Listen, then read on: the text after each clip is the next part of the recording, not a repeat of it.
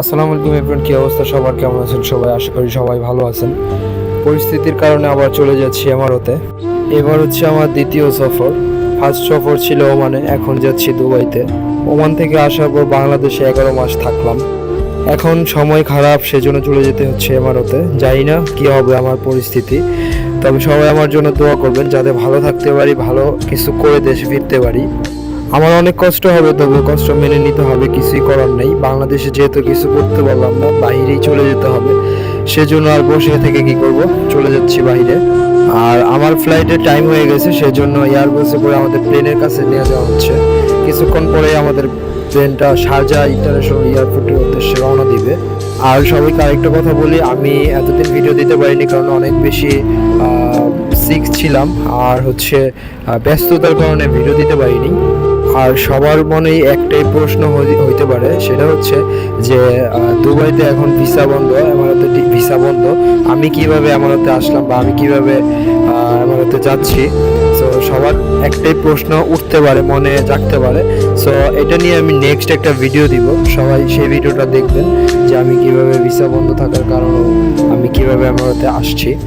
আর আমি direct employ visa নিয়ে আসছি, আমি ট্যুরিস্টে আসিনি, ডিরেক্ট ভিসা। আর ভিডিওটা আমি এডিট করতেছি হচ্ছে এমারাতে এসেই, কারণ এই ভিডিওটা তো বাংলাদেশে বসে এডিট করা সম্ভব না।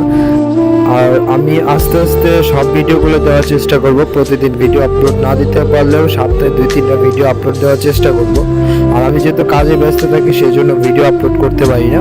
এখন যেহেতু প্লেনের ভিতরে আছি, প্লেন আমাদের ল্যান্ড করে ফেলছে কিছুক্ষণের মধ্যে, প্রায় 4 বা 5 ঘন্টা পরে শারজাহ ইন্টারন্যাশনাল এয়ারপোর্টে প্লেনটা ল্যান্ড করবে। তো সবাই দোয়া করবেন যাতে ভালো মতো যাইতে পারি। আরেকটা কথা হচ্ছে, দেশের বাইরে আসছি, ইনশাল্লাহ ভালো কিছু করে যাতে দেশে ফিরতে পারি, সেই দোয়াটাই করবেন সবাই। সফলতা নিয়ে যাতে দেশে ফিরতে পারি, নিজের লাইফটা যাতে সেটেল করতে পারি। নিজের লাইফ সেটেল করার জন্যই প্রবাসে আসা, তাছাড়া কিছুই না। মা বাবাকে যাতে ভালো রাখতে পারি, সেই জন্য সবাই দোয়া করবেন। আর আমি ইনশাল্লাহ সব ভিডিওগুলো দেওয়ার চেষ্টা করব আপনাদের সবাইকে, আপনারা সবাই ভিডিওগুলো দেখবেন। আর এই হচ্ছে আমাদের রাতের ঢাকা, বিমানের উপর থেকে রাতের ঢাকা। যদিও আমি ভয়েসটা দিতেছি অনেক কষ্ট করে, কারণ আমার এইখানে ওইরকম পরিস্থিতি নাই যে আমি ভিডিও করে রুমের ভিতরে ভয়েস দিব।